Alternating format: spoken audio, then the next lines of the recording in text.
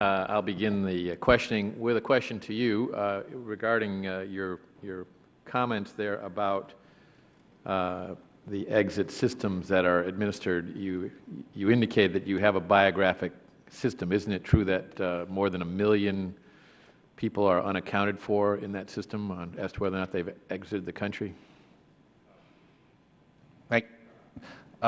The number that you're referring to dates back to 2 years ago when there was an identification of backlog in our overstay processing, and it was about 1.6 million at that time. Let me ask you about your land exit system. Do you collect biographic data from individuals departing the country by land ports? There's no infrastructure on the border to collect biometric information. On biographic, we have a pilot in the northern border right now with Canada that allows us to receive data from Canada every time somebody leaves the United States and enters Canada. An entry in Canada counts as an exit in the United States, and so we are now piloting that with great effect. Well, I'm glad you have that pilot. With regard to the southern border of the United States, I take it that even though that has a very large percentage of the total number of people who exit the United States each day, there is no biographic or biometric data collected. We are in conversations with the Mexican government to do something similar to what we're doing on the northern border, and we have begun some pilots to look at the biographic system down there as well. Thank you. Good, thank you, and I hope you'll keep the committee informed of that effort. Ms. Wood, thank you very much for your testimony. I was struck by your comment that while 35 to 40% of overstays, of people who are unlawfully present in the United States are overstays who enter the country legally, that ICE is only spending 1.8% of its man-hours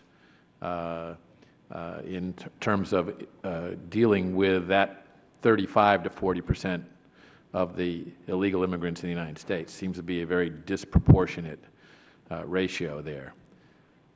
It certainly does. I mean, ICE has a lot of statutes that it has to enforce. This number, 1.8%, comes from evidence and information they provided to GAO during the GAO review. You would think that perhaps ERO, which is another part of ICE, would also enforce against overstays, but they have said they don't have the funding to do it and that those individuals are not priorities. So when you think about how do we go forward and get a workable immigration system, someone has to address kind of the problem of people who will continue to overstay. Thank you. Mr. Albers, is a biometric exit system feasible, and can it be completed at land ports, including vehicles, which I understand is the greatest challenge, within a reasonable amount of time? I believe that a biometric exit system for air and sea could be completed within 2 years. I think there's challenges with land. I will tell you that my company and a lot of the biometrics industry really started in Iraq and Afghanistan, and we've proven that biometrics works in the toughest of environments over there. So I feel very strongly that DHS is proposing a pilot program and then rolling biometric controls onto exits and land borders over a period of time. I think that's a wise approach, but I do think it can be done. And what has changed in terms of the technology in the 17 years since we first asked for this and the 9 years since we first asked for it to be biometric that makes it more feasible today? Well, I'm glad you asked that question, Mr. Chairman. When I first got involved in this business, I worked for a company called Sarnoff, which was the research facility for RCA for years, and we developed the first Iris on the Move program.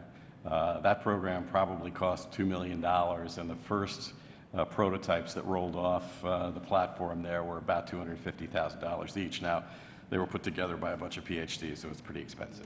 What's happened in the 7 years since that time is a number of companies, including Aoptics, which is in Ms. Lofgren's district, have developed Iris on the Move and Face on the Move systems that you can buy for $10,000 or $15,000. So not only has the technology gotten way better than it was 7 years ago, it's gotten a lot cheaper. Thank you. Ms. Kephart, you were on the staff of the 9/11 Commission, and that commission recommended, quote, the Department of Homeland Security, properly supported by the Congress, should complete as quickly as possible a biometric entry-exit screening system. Why did the commission make that recommendation?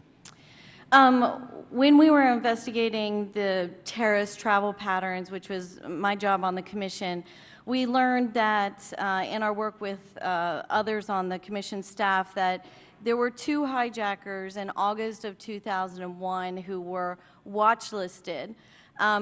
We knew they had come into the country, but we did not know where they were at the time of late August 2001. The FBI could not figure out from immigration records if they had ever left. They came under the assumption, after about a week of work and having a lot of other investigations to do, that it wasn't worth their time because they didn't know whether they were here or overseas and figured they had left. They indeed had not left, and 9/11 happened. So, you know, not to put it all on those 2 watch list items, but that was the reason that we looked at name-based and the fraud. And, you know, remember, too, the hijackers had about 300 different aliases. They had any means of name change to use. They had gotten new passports and new visas before they came to the United States. There were so many ways to trick the system into entry-exit data that was not exactly real. So we decided that, and the commissioners decided to take up the recommendation that you need to use a physical verifier that is fraud-proof. And that is why we recommended the biometric exit. Let me ask you one more question, if I may. You recently issued a report entitled Biometric Exit Tracking, a Feasible and Cost-Effective Solution for Foreign Visitors Traveling by Air and Sea. In this study, you discussed numerous statutes that have been in place since 1996 mandating an exit system. Given that there are numerous statutes in place, what, if anything, do you think can be done legislatively in order to ensure biometric exit system is implemented at all air, land, and sea ports? Thank you for that question. It's something I spent quite a bit of time on when I was special counsel over in the Senate a few months ago, working on the immigration reform legislation and really thinking about that question hard. I don't think a lot needs to be done. There are 8 statutes on the book already. The 2004 Intelligence Reform Act lays out the mission and requirements of the exit very, very well. What needs to be done, however, is there's some contradictions that are left because there's so many statutes on the books. So one of the biggest contradictions is the 2013 Homeland Security Appropriations Act requires that Customs and Border Protection implement biometric exit, which I think is the right way to go. The 2007 Act requires that the air carriers implement the requirement. That has caused a tremendous amount of problems. There is no need for the air carriers to be involved with it. So, 1, air carriers need to be out of the equation statutorily. Number 2, the airports are a stakeholder in this and need to be in the legislation proactively.